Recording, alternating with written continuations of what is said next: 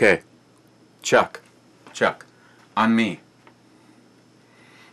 In 3, 2, 1. Guys, how's it going? It's Thursday. What are we looking at today?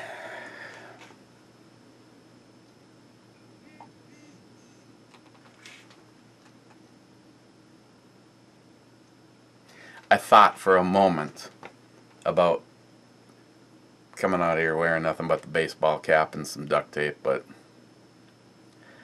I think of the queasy feeling I get whenever Jesse over at Stephen Bush's Brewery Reviews shows up without a freaking shirt on, and I said, no, I'm not going to put people through that. So we're going to be looking at Fathead's Headhunter IPA, coming in at 7.5%. And this is the last brew from Hazman 440. I still got something I got to get out to you. A little something special. What's the best thing to open a Fathead with?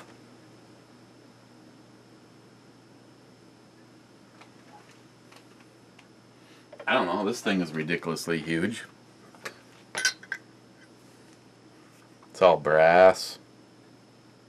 James Jones Company. I think I asked that before. I have no idea what that has to do with beer, but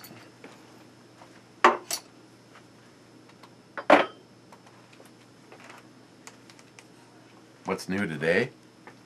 I have no idea. Politically, Hillary still sucks.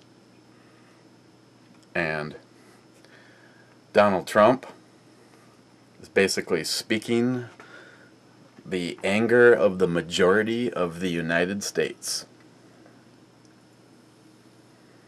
I don't know why some people are so disgruntled or shocked, somehow he couldn't be the president. My question for you is, why the fuck does anybody want a typical politician anymore? They don't give a shit about us.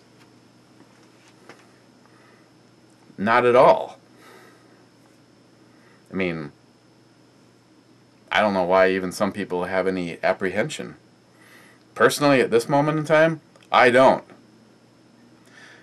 I mean, this country needs to be run like a business, not like some douchebag politician would, because all they want to do is screw us and further their agenda.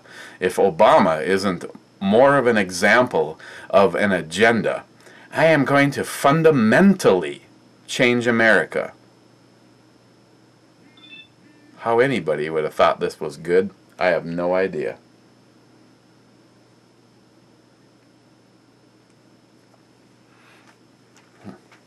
Okay, well, it's not crystal ass clear, has plenty of head, has kind of a lighter color than some IPAs.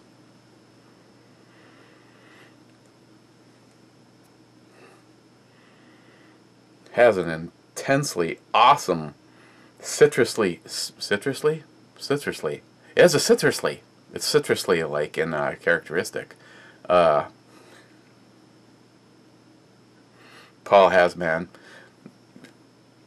this is not my first beer for today, as you well know. Has a very heavy citrus and tropical fruit characteristic smell to it. It reminds me of a little bit like Lagunitas brown sugar substitute. Sucks. That has a little bit more of a roasted kind of a hoppy kind of a smell to it, you know, kind of on the deeper side. This almost smells like some kind of a cool sports beverage, like the kind that I would create. Beer H2O. You know, I'm gonna stop drinking beer for good. From now on, I'm only gonna drink for evil. Okay.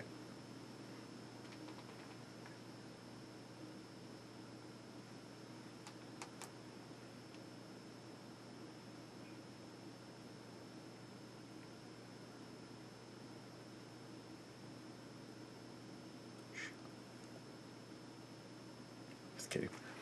Okay. Cheers, guys.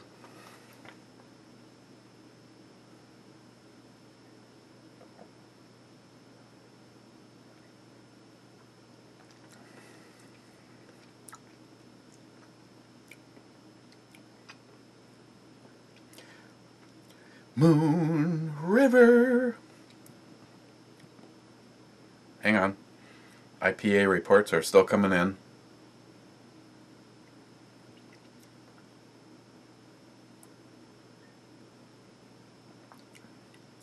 Mouthfeel. It's lighter.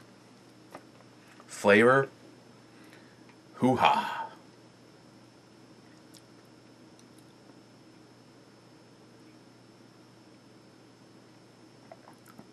First thing you notice is that big citrus hit. Kind of a piney grapefruit. Coupled with that is at that moment in time kind of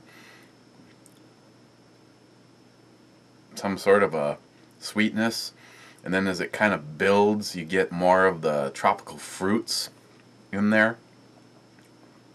Then it hits kind of a dry bitter middle, and then you're left with this, well, it must be over.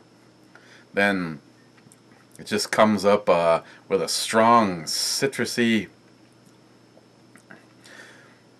kind of a citrusy, earthy, just a little bit on the bread or the biscuit on the finish. But it kind of leaves you with more of a dry, bitter finish, but still with all that flavor.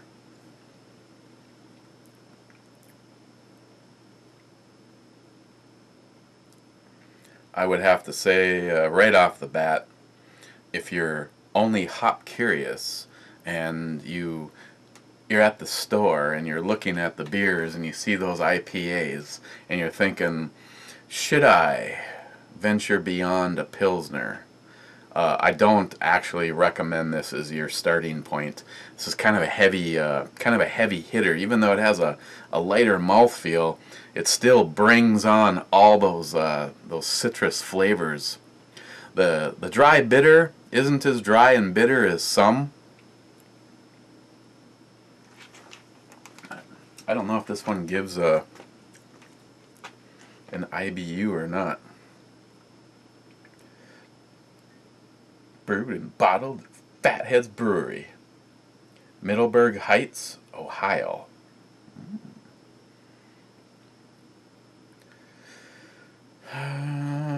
Oh, 87. Now, I actually would have thought it had been closer to 100, but I suppose it's mingling all those extra flavors and the sweetness in there. It's just kind of, I don't know, fine. If you're going to do it, go ahead. You're going to anyway.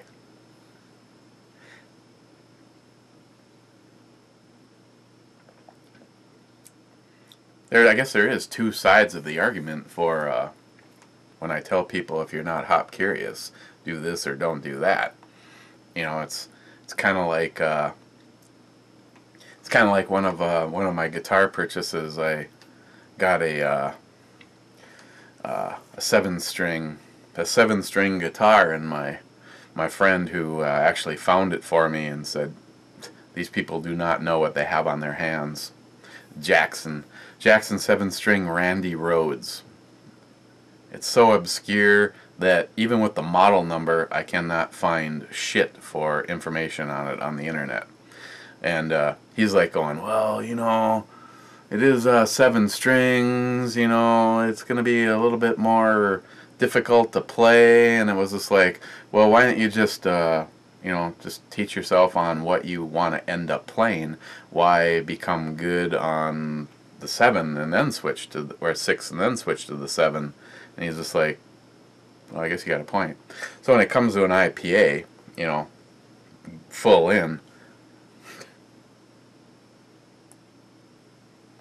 But having said that, I could look back to some early brew reviews on some of the things that I've had my hands on, and you know, just didn't realize how, you know, the reputation that some of these craft beers have had. Like, for instance, you know, fairly early on into the evolution of how much that I truly love the craft industry and hate the domestic beers that would have been a normal staple. I mean, I can honestly say, how long ago was it that I used to say that, yes, I'm still making purchases of Busch because, you know, it's still good beer. Yeah, I don't think I've bought Busch beer for myself in the last year, and at this moment in time I probably won't ever again.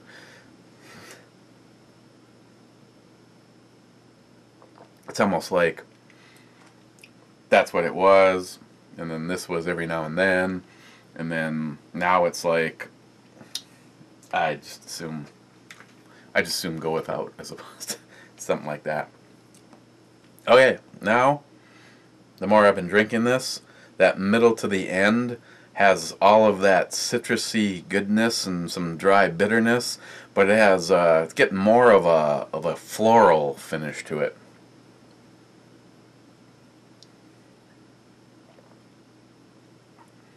Yeah, this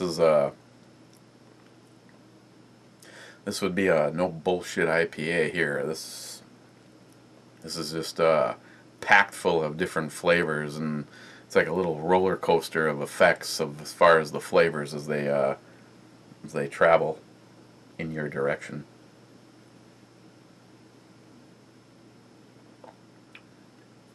This is very good. I mean, considering what it is, it's like, I don't know how much farther they could even take this before they'd call it an Imperial Fathead IPA.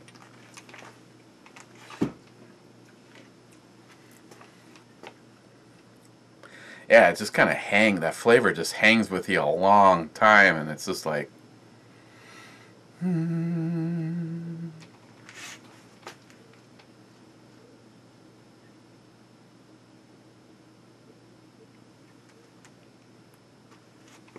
what? Fathead's Headhunter IPA. This is good. This is a 10. Thank you, Paul. Boy, if I ever head down your way. A lot of new scenery. I have to say, getting you know, a first-hand feedback of what's going on in a particular area from Paul and the videos that he puts up, and talking to him, and how busy the company is that he works for. I mean, hell, Paul, when was the last day you had more than one day off in a week? The rebirth and the areas that you've shown, it just looks like they pushed the shit out, and they've just gone, you know, it's a lot of beautiful areas, a lot of new construction, a lot of attention to detail, you know, rejuvenating. If more cities could have happen what's happening in your area, you know, we'd definitely be on the upswing. So that was exceptional.